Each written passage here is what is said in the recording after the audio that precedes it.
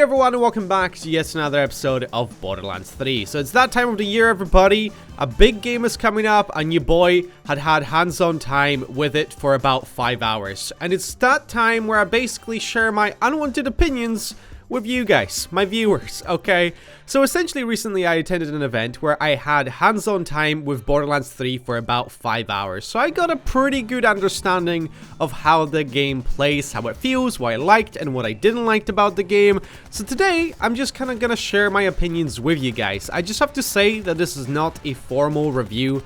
Probably by the way I structure my sentences, you guys can already tell that I'm not a professional, okay? I just played the game, I got invited to the event, and I absolutely had a blast with it, okay? There's also some things that I didn't like it, so I'm just gonna share my honest opinions about the game, but like I said, don't treat this as a review. This is more of kind of, you know, me sharing my experience with you guys, so hopefully you get a better understanding of what Borderlands 3 is really like. I have to say before we begin as well that there's going to be plenty of Borderlands 3 content on this channel. Like I said, I've got 5 hours of recorded footage, so hopefully there's going to be a shitload of videos coming your way that you guys are going to enjoy. So basically when I arrived at the event, they sat us down and they let us play as Flak from the very beginning of the game for about 3.5 hours.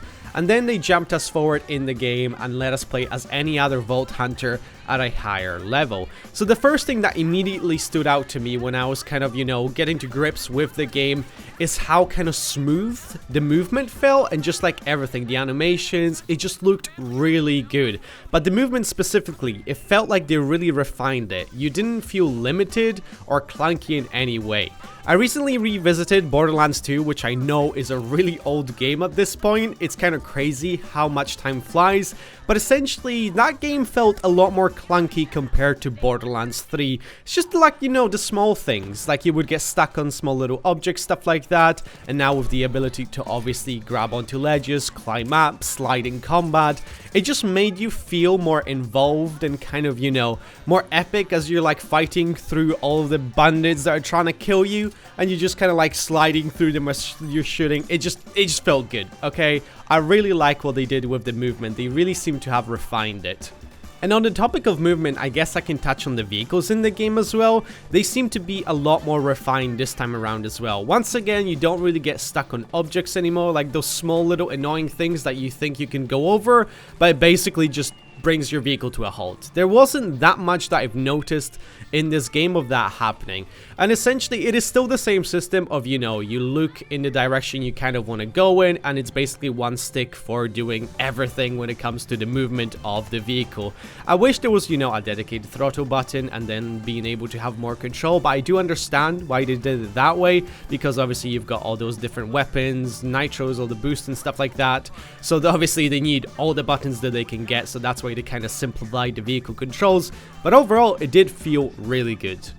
So another thing I think you guys have noticed already by just watching the gameplay are the graphics. Holy shit, they look so good. Obviously the cell shading kind of makes everything look good and it ages very nicely, but they have done something to this game that just makes it look so crisp and so nice. And if I'm not mistaken, this is the first next-gen Borderlands game if you don't count the pre-sequel, which in my opinion, I don't count that, okay? I haven't played that game, I'll be completely honest with you.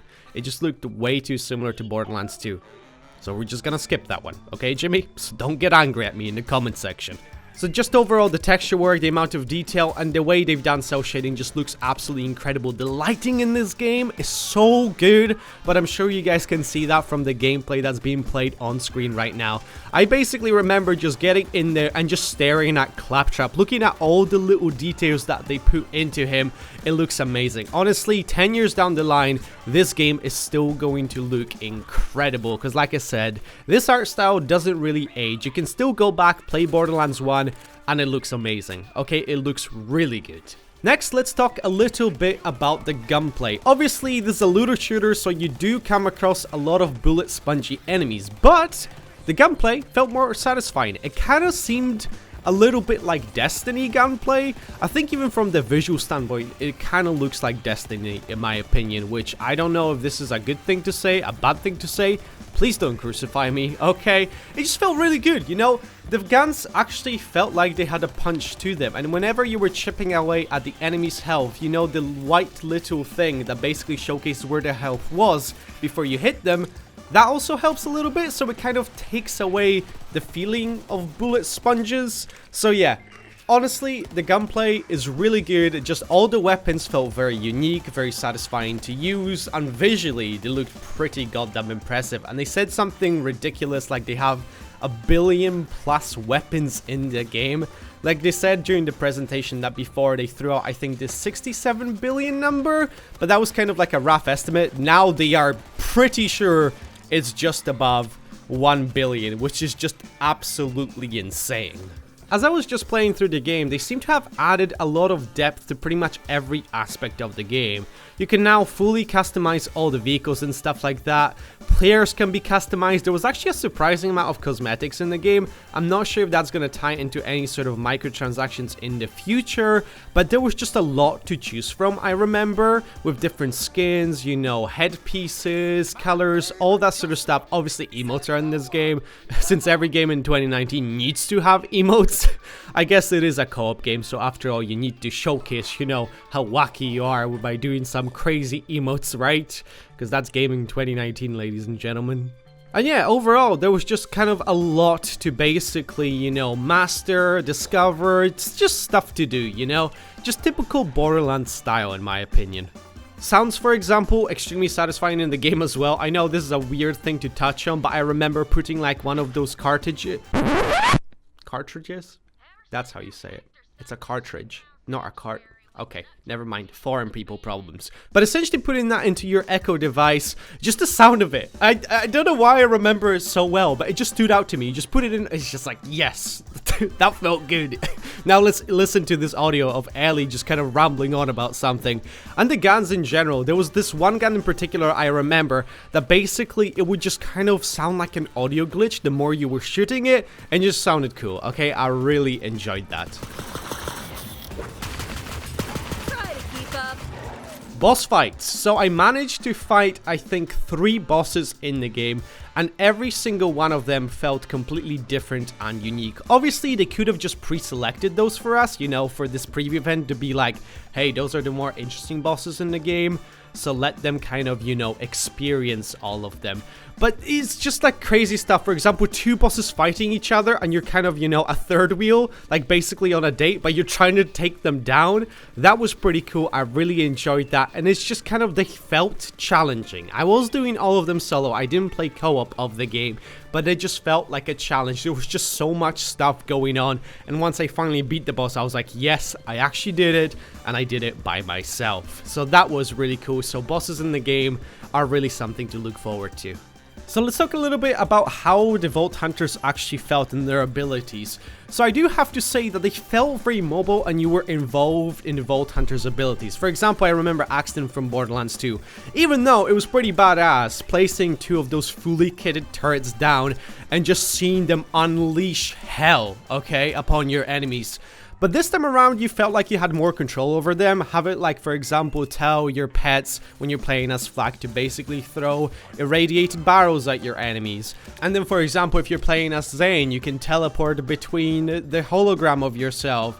With Moze, you basically call a massive mech and you just cause chaos and you can fully customize them and all that sort of stuff. The only Vault Hunter I didn't play as was Amara, so I'm not exactly sure how she plays, but from what I played, all of them were really fun. I really couldn't choose one over the other because they all kind of felt satisfying. I remember going around as Zane. I started off with like $10K, and by the end of like 20 minutes I had 100K, and I was like, hold up, how the hell did this happen? So now let's talk about the things that I didn't necessarily like in the game, or I found a little bit frustrating, because like I said, I wanted to be honest with you guys about this experience. So one of the things that stood out to me pretty quickly was how the NPCs would sometimes navigate. If you basically had to follow somebody, they would stop kind of in awkward positions and would just kind of stand there, making you think, hold up for a second, was I meant to do something? Did I miss like some sort of a button, a lever that I gotta press in order for them to continue? Only for them to, obviously after that long awkward pause, just keep on moving towards the objective, which was a little bit weird. I guess this could be ironed out by the time the game comes out, but it was just a little bit frustrating. And it's not like, you know, necessarily game breaking. It's like one of those things that just kind of stood out to me. Next thing was the fast travel. I don't know if that was just me because I'm a complete idiot whenever it comes to playing video games, but I couldn't figure out for the life of me. Dude, like, I spent 5 hours with the game, and by the end of it, I was still like, how the hell do I fast travel? But essentially, all the buttons basically telling you what you can do on the map menu are at the bottom of the screen. But the fast travel one, you have to basically hold down A, if I'm not mistaken, and it's showcased at the top right, which was just kind of out of the way, and I was like, how the hell do I fast travel? I thought it was A, so I kept tapping A, but you gotta hold it down, and it was just like, I got a little bit confused, okay? So this could be just me being an idiot. It's something you get used to, but it's something that stood out to me nevertheless. Also, this could be another personal thing, but the minimap was very confusing because the levels are kind of layered on top of each other, and they have this kind of highlighted blue area, which I assume is meant to make it a little bit easier for you to navigate. It's meant to show you kind of what level you're on, but I couldn't figure it out to save my life, honestly. It's like one of those things that I imagine you get used to the more you play the game, but when I was trying to navigate around, it was a little bit confusing. So another thing that I hope gets adjusted is the weapon stats display on screen. So essentially, whenever you found a crate or a weapon that's laying there on the floor, usually you have to get pretty close to it in order to have the prompt to pick it up.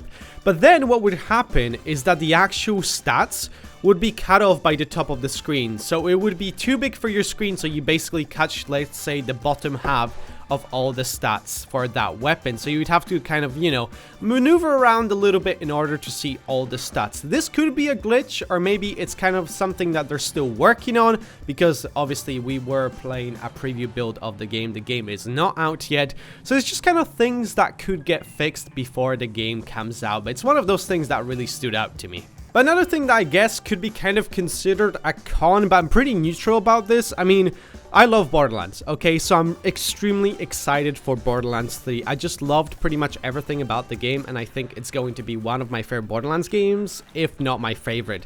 I still have a little bit of nostalgia, obviously, for Borderlands 2, but essentially, it is just more of Borderlands, okay? There's nothing really revolutionary about Borderlands 3. It is just kind of a refinement of Borderlands 2, which in my opinion is a good thing, you know? But if you didn't necessarily like Borderlands 2 or Borderlands 1, you might not really get into Borderlands 3, if that makes any sort of sense, because it doesn't change anything drastically where it makes it feel like a completely different game. It basically makes it feel like the best Borderlands game, in my opinion. So that's kind of what I liked about this, but I guess some people might see that as a bad thing. It's just really up to you as to how you view this. But like I said, I really enjoy my time with the game. I'm kind of annoyed I can't play it right now. Every time I'm editing the videos, you know, for you guys, I'm just watching the gameplay. I'm like, oh, I wish I could just start it up right now and just continue playing it. I'm definitely going to be streaming the game over on my Twitch. We're going to be making videos for the YouTube channel, so I hope you guys stay tuned for all of that content. But anyway, guys, let me know what you think of all of this. I did kind of ramble on a little bit because, like I said, this wasn't meant to be any sort of formal review. You guys probably gotta watch IGN or something like that to see one of those formal reviews of Borderlands, okay? It was just kind of me sharing my first honest impressions of the game. I do also have to say that, yeah, I did kind of, you know, get sponsored to go to that event. I didn't get paid to attend, but basically they paid for all my flights, hotels, and all that sort of stuff. And no, this is not me trying to flex, because somebody said that whenever I said that about, I think, Far Cry New Dawn. It's just, you know, I want to disclose that so you guys kind of can tell that I could be potentially biased. But like I said, I tried to give you guys my honest opinion of the game, so hopefully you guys enjoyed it. But yeah, anyway, that is gonna do it for me. I shall not be rambling on for much longer, but thank you guys so much for watching. If you enjoyed it, make sure to leave a like, subscribe to the channel, and I shall see you guys next time. Take care, goodbye. Bye.